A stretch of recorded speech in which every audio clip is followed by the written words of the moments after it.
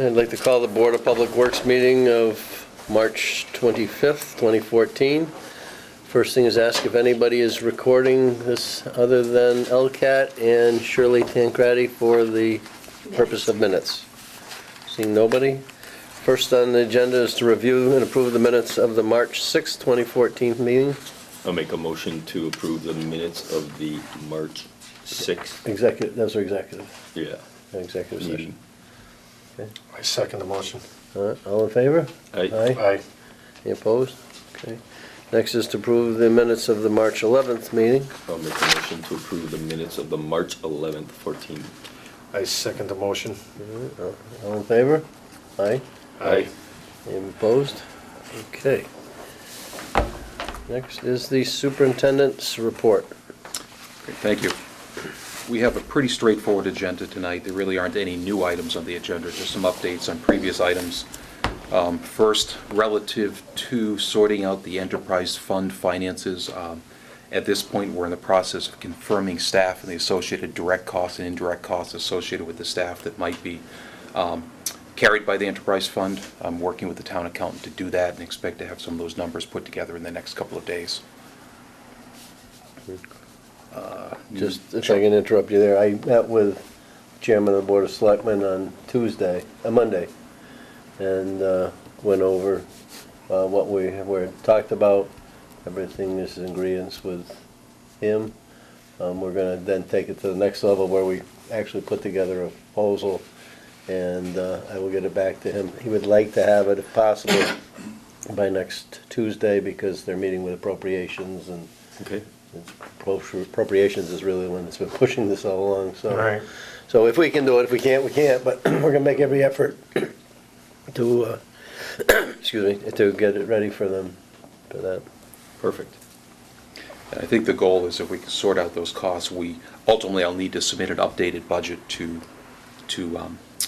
appropriations in order to account for the shifting of dollars back and forth between divisions. So that's the goal, is to get that all done so we can have that in time for town meeting.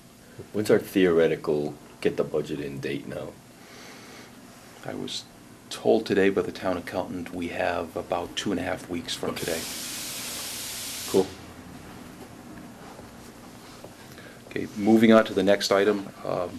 Street Trek, which is the new software that we're going to be utilizing to track the town vehicles using the existing GPS units built into the radios, is expected to be installed in about 2 weeks from now. So say 2 to 3 weeks from now, we'll have that system up and running. Awesome. So this is the Motorola. This is the Motorola. So it's a software developer that works with the Motorola platform.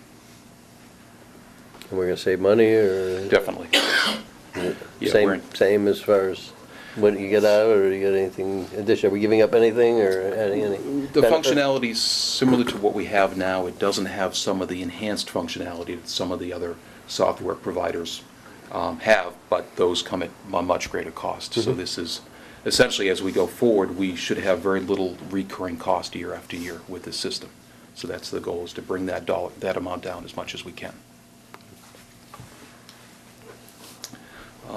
Moving on to the next topic, at the last meeting we talked about some discussions we had with Mass DEP regarding the Summers Road landfill.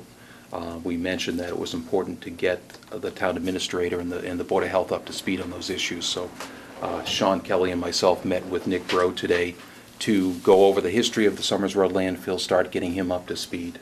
And we are tentatively set to meet with the new Board of Selectmen on the 29th of March, 29th of April.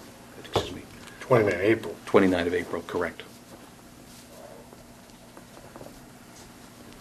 And I'd certainly welcome any board members to attend to come to that meeting as well, since there, as we talked about before, there is some shared responsibility in terms of management of that site. It was originally managed entirely by the Board of Health as a landfill, and over the past 15 or so years, it's transitioned to the Board of Public Works to manage. What time is that meeting? We don't have a date for our presentation yet, but it typically starts at 7 p.m.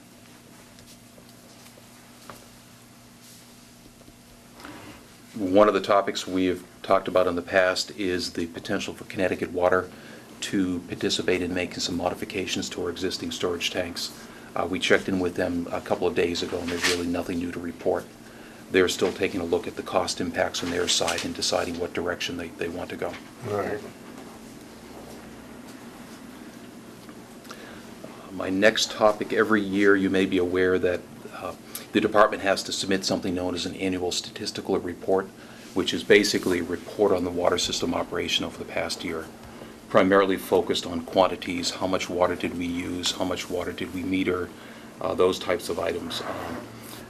I'm just about done doing that for the first year. It's gone very well, largely due to all the procedures that Mr. Gromasky had put in place, and staff have been, very, very able to give me the information they need to pull that report together. So it's going to go well. The good news is that overall our water usage in 2013 was down about 11% from 2012. You might recall, particularly June, I think, was a very wet month. So, it really varies year from year depending on what the precipitation of the weather looks like. Most likely, unfortunately, although our water consumption is down, our billing may not necessarily be down, given that water rates from Springfield continue to increase. So the payments to Springfield, I haven't done that analysis yet, the payments to Springfield may not change much, but the total consumption is definitely down by about 11%. A couple of other trends are per capita usage, which is the water that every residential customer uses, is down a little bit. Last year, we had been at 87 gallons per day per capita. In 2013, we were at 78 gallons per day per capita. You think any of that is any kind of water conservation by the people, or is it just basically just the weather? I mean, there hasn't been really a big push lately on water conservation because we haven't been in a drought situation, but it's just one We're of supposed to get to 50, right? DEP has a target that's 65. Oh, 65? We and the communities served by Springfield won't be held to that number, since the Springfield Water and Sewer Commission is essentially grandfathered in terms of their overall capacity. If they ever had to request more capacity, then they would be subject to the new regulations. But as a grandfathered system, some of those thresholds are desired but not mandatory. So it's 65 gallons per day per person? Correct. And I do think a big piece of that is the irrigation piece. So if irrigation is down because we have a wetter or cool year, Right. that'll directly go into that per capita number. But who's pushing for a 50 gallon? The Mass DEP has adopted policies that are really pushing communities to conserve as much water as possible. And they have set a target as low as 50, I think 65 is the action level for communities, for instance, that might need to expand an existing supply or obtain approval for a new supply. They're held to a much tighter standard than communities that had water supplies in place when the regulations were passed in the 1980s. So Springfield is one of those, and providing their total demand doesn't increase beyond what it was historically approved for, they're not subject to the new regulations. So, not looking for something else to do, but should we investigate some things that we should be periodically doing, and/or can we institute odd, even watering, and will it have an effect on people not just turning their sprinklers on every day? Because my understanding is it doesn't have to be done every day, but some people just set it 4 hours random all the time, every day. I mean, is there something we could do that might have some effect? I mean, I don't want to put a ton of manpower doing things, but... Generally, I would say if you're not being required to reduce usage, we are in the business to produce and sell water, and a lot of our costs are fixed costs. So if you sell less water, those fixed costs need to get absorbed, by that reduced quantity of water. So it's a little bit of a battle fighting one thing against another. So Your mill rate just needs to go up. you're right, right. So it's certainly a good idea. We should not be encouraging people to waste water. We have as I understand it, we have a fixed rate. Some communities have adopted rates where it's an increasing rate based on the amount of water that you use that tends to decrease the amount of water usage that large customers use. So you pay more per gallon the more that you use. That can be problematic for many businesses. So it's sort of a policy decision of, do you want to do something that discourages water usage but also makes it more costly for those people that use large amounts of water? Mm-hmm. Again, we're not required to enact any of those policies, given that we fall under Springfield, and Springfield is grandfathered at this point. Okay. We have a lot of commercial users that use abundant water. They're not in that calc though, if I remember correctly, right? They come out correct, yes. They come out of that. Correct. But residential users are, yeah. Would it make some sense to, you know, put an insert or something, just to remind people about their sprinklers, if they have sprinklers, to have that backup meter, or the bypass meter? Or do you think we have? Does that come out of the calc too? No, No, that doesn't. right. Just wonder if those people are, I'm sure they are, because otherwise they'd be paying a lot of money for water if they're just turning it on and letting it go in the lawn. Well, So, I know there was a push before, but maybe that's been taken care of now. Maybe- Most houses are, when we send the bills out, we know everybody that's got a green meter. There's a little flyer that's in there, you know, hey, could you set, you know, to conserve water, could you water your lawn every other day rather than every day? Just put that in, Sure. put it right on the bill. And then Danny's talking about catching people who I'm just, don't have a green. right, my thought was just people that don't, there was a push when sprinklers, before, Right. people didn't have them, they turned on their little faucet and they ran it there, but now they've had automatic sprinkler systems put in. You know, they should have the bypass meter, and they probably are, everybody has them Most now, of them because, probably do if they- because now otherwise they're gonna be paying an outrageous pay- water they're gonna bill in the summer. Sprinkler companies are using that as the ROI to install the sprinkler. So maybe in that little reminder is if you have automatic sprinklers, you might want to get a green meter so you're not paying for the sewer rate too. Right. Because if they don't have it, they're paying twice. Yeah. There's definitely a benefit to the individual. Again, there's a balancing effect that you have, that if you have less people paying the sewer charge, again, you may have to, some people may have to pay more as a result of other people paying less. Right. Okay, all right. Yeah. But I think the idea of, you know, doing some PR as we enter the irrigation system makes sense. We can get something out in the reminder, because overall, it's a good idea. We're not mandated to do it. Let's be a little proactive, I mean, just let people know that, you know, we should be conserving water even though we're not mandated to. Right. The other big water user that we run into are water toilets, too, the older toilets. I mean, if you change your toilets out, the rate of payback is, depending on how many people live in the house, it could be as quick as a year. Goes from what, 5 gallons to 1.6 gallons? That's a big difference. Big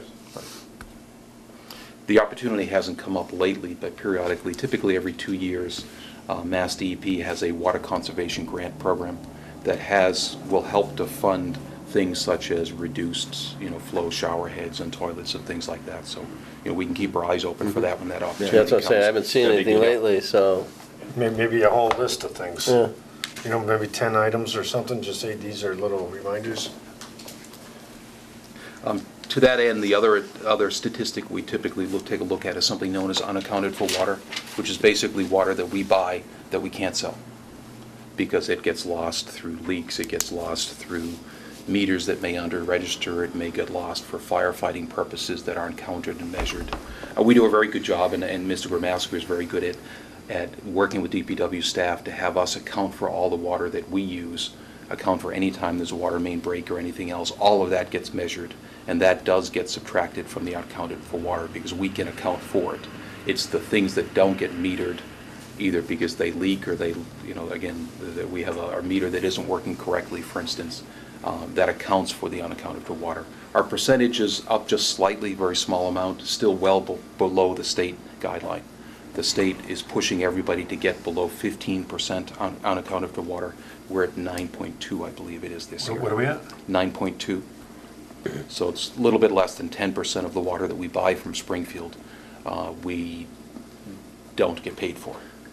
Now, we take into consideration all the schools and the town buildings that, are they metered? They are all metered, yes, all Okay, so we have buildings. that, and what about, we've been doing irrigation in a lot of ball fields, are those metered also? Yes, they are, yes. And we have some locations that we put in temporary meters. I think Pine Knoll might have a temporary meter that we put in. Again, we keep track of that. Roy is very good about tracking everything that he could possibly measure, he Good. measures. So with this new pool, we won't be wasting as much water.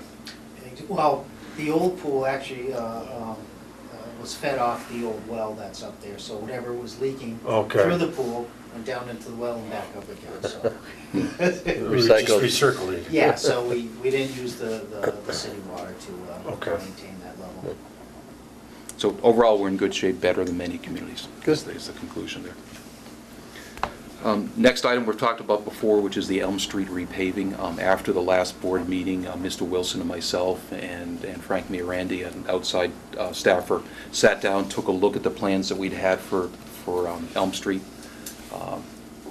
Briefly, what had been put out last year, really as a placeholder, was to mill 3 inches across the entire street and overlay and put back 3 inches across the entire street.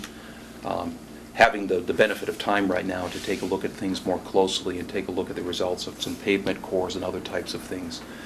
There are areas of Elm Street that we want to focus on more, where we may do full reclaim, not large areas, but select areas where the sub-base material needs to be improved.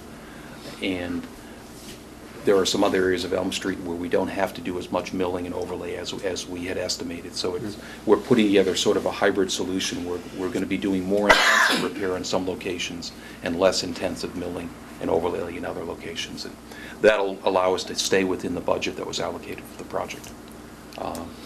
We are meeting with Palmer Paving on Friday to go through that game plan and get their buy-in on the game plan. Good. Also to try to confirm a schedule. And right now, we are looking, subject to Palmer's availability, to tentatively be getting into Elm Street sometime after the 4th of July. We did not want to get in there prior to the 4th of July because of the holiday parade. We also wanted to try to minimize the impact on businesses and schools if we got in too early. Sounds good. And that's the last item I had.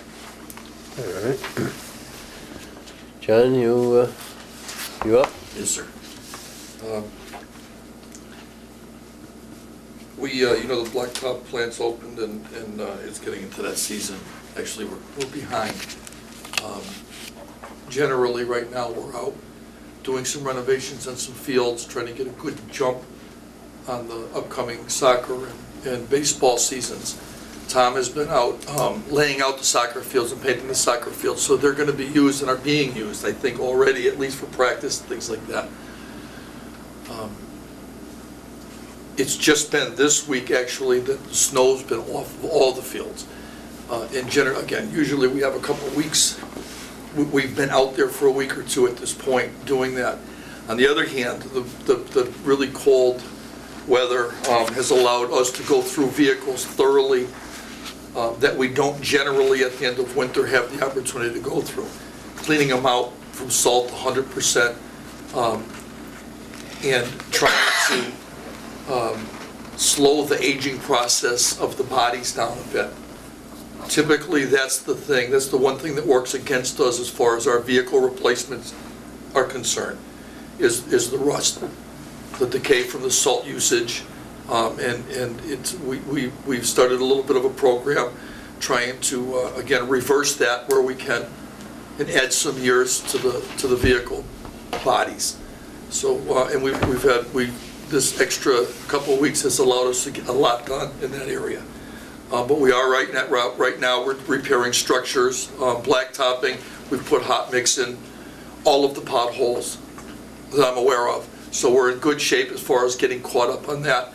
There are some areas that we're going to have to go out and do a little milling with our Bobcat to extend the life of some of those roads and intersections as well. But right now we're in decent shape. We did not knock a lot of berm out this year. The guys did an excellent job in plowing. In some of the previous years, there was quite a bit of that, and this year not so much. So we're in decent shape there. But moving forward, we are working on the I&I program. Roy's been out every day flushing and filling sewer mains. Starting with the troubled areas, probably about 2 weeks ago, but we've been out every day doing that.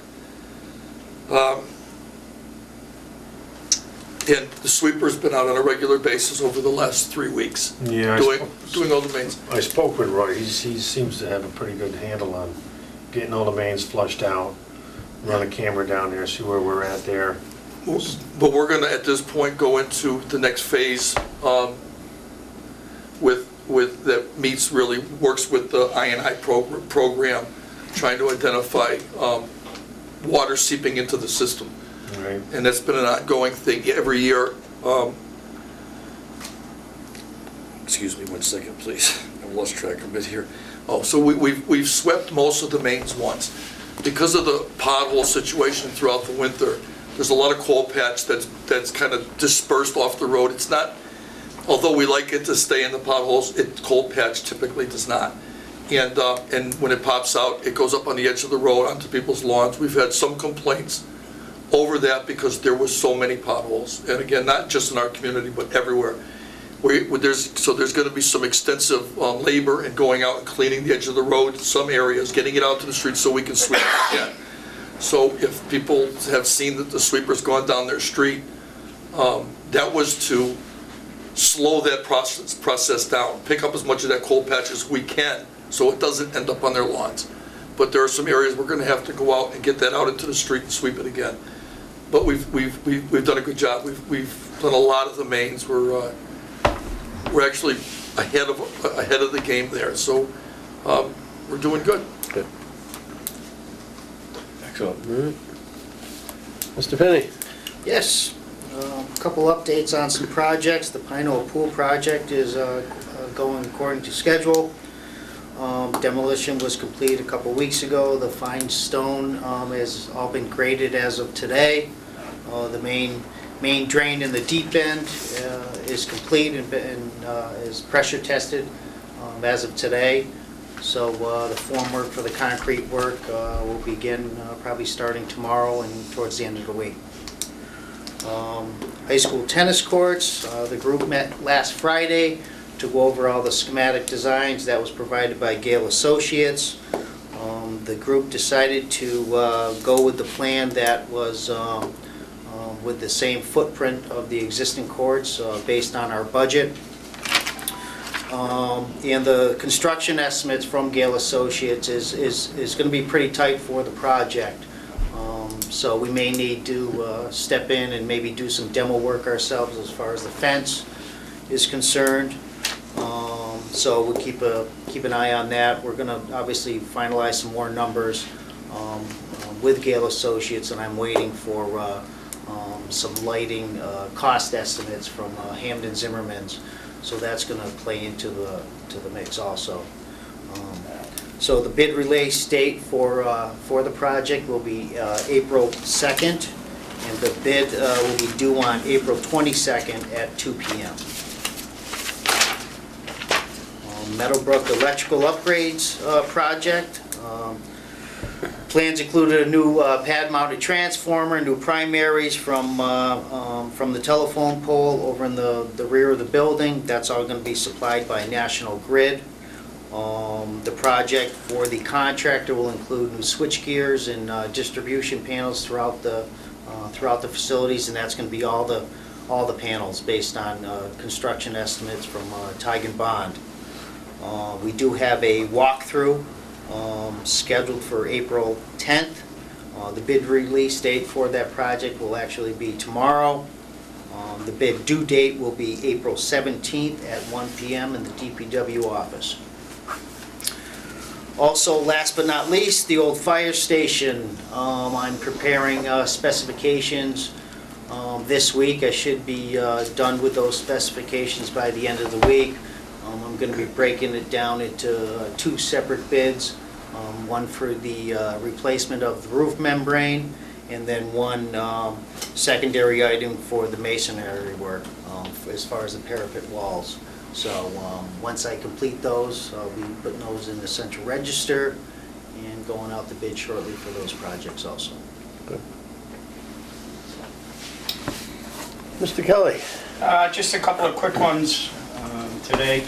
We had mentioned, I believe, briefly at the last meeting, the possibility of putting a water main into Athens Street. That was going to be a semi-joint project with the city of Springfield, where they agreed to put a pipe in to their main and run it out a couple of lengths. and then we were going to carry it forward. In the initial discussions, it was they were going to supply the pipe for us, so basically it would just be labor, and then blacktopping once we're finished. That all came up because there is a East Long Meadow resident that currently gets water from Springfield. Their service has completely malfunctioned, we'll say. They're currently directly tied into a neighbor's house by means of a hose and sharing water. It would appear at this time that the city of Springfield does not want to provide us with the pipe. And as the rest of the customers on the street have water one way or another, I believe we're going to recommend that we do not do that project. And if that's the case, the city of Springfield will be installing a new service to the homeowner that needs it. So they'll just run a separate line from the main over to the house? One way or another. Yep.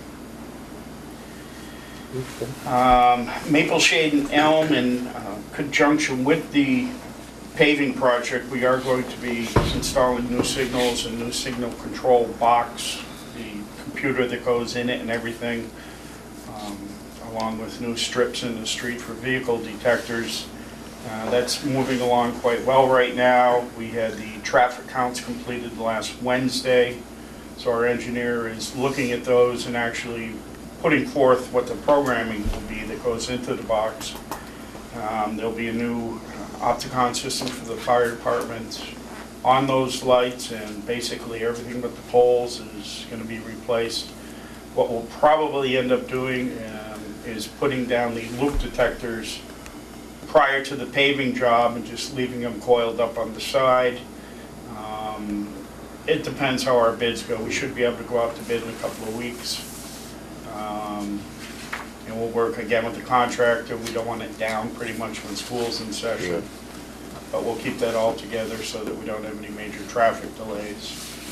When it's all finished, whether the roadway is paved or not, we will have new signals there where Elm Street will be the dominant street, and hopefully get rid of some of the backups that we experience in that area. Good. We do expect during construction, and you may have mentioned it last time, that there'll be a period of at least several days where the lights will be out of commission altogether as they demo what's there and put in the new lights. I believe, Sean, you have met with Sergeant Bates already Yes. regarding that. Yep. And the game plan would be to open up the four-way stop signs that we have there Right. and operate it under four-way stop as long as needed. Yeah.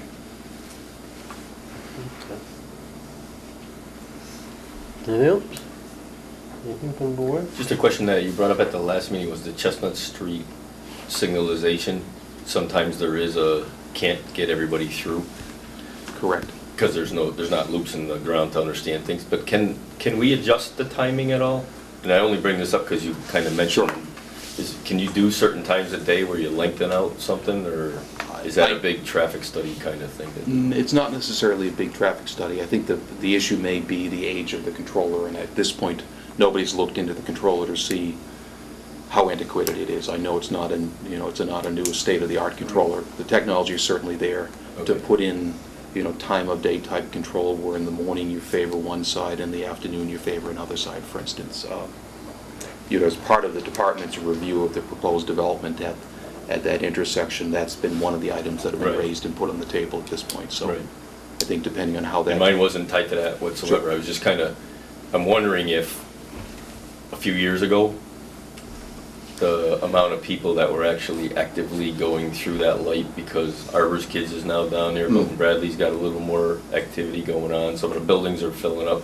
I'm not sure what's changed the pattern. People are back to work, more people are back to work, so they're commuting from Munson and Hamden and Palmer and whatever, and coming down the hill, going into Springfield to work. I think one of the problems at that intersection was, and I believe the loops are functioning, I don't know if John knows, There's actually They no are loops there, not. it's strictly a timer. because what happened No. at one point, at least a few years ago, because we had Northrop there, I recall, is that the stop line was too far back on Chestnut Street up the hill, but nobody was hitting it. And then we moved the stop line down about 10, 12 feet or so, more closer to the intersection. That was my understanding. Yeah, because I believe there are loops in that, because we had done a couple of timing studies, probably 7 or 8 years ago, we had a lot of issues with complaints, and they've dwindled down quite a bit now. And actually, the stop line's so close to the intersection now, people are coming up well short of it. And that's not triggering. That's my understanding, and I'll be honest with you, it's been a long time since I think there's Bob something could there, be I don't know right if as there's well. I'm loops, not- but there's something, because if nobody is coming east on Chestnut Street in the left turn lane, coming down the hill, I'll get an instant green. Versus a leading left. Yep. Maybe it's going the other way. Anyways, I know if there isn't anybody somewhere, the light works a little different. I don't know if there's full loops or not, but I was just wondering if maybe the traffic pattern from whenever it was last timed or adjusted, there has been some more activity going on down in that end of town, and I have noticed more people coming from like Hamden on Chestnut Street, on the east side of Chestnut Street, coming and going down that hill where it used to be maybe to the top of the hill. Now it can be backed up onto the flat at the top of the hill. Yeah. To me, thinking there's more cars. Yeah, and I think it's the timing on coming the other direction, they It get the light, holds 'em. they get the light first. And in the morning, there's no cars coming that way, so. Yeah. So anyways, it was just, Sure. after you mentioned it, I said, I wonder if for short money, we could take a look at it and do Right. anything. And I think if that feature is available, we'll have to confirm that. Some of the studies that have been done to date will help make decisions about how to reset the timing, because they have done traffic counts during both the morning peak and the Oh, good. afternoon peak. Awesome, that's all. Okay. Next thing is just to schedule the next meeting, which will be April 15th, at 5 o'clock at the service building. Wait, let me look. Okay, Motion to adjourn. so moved. Second motion. All in favor? Aye. Aye.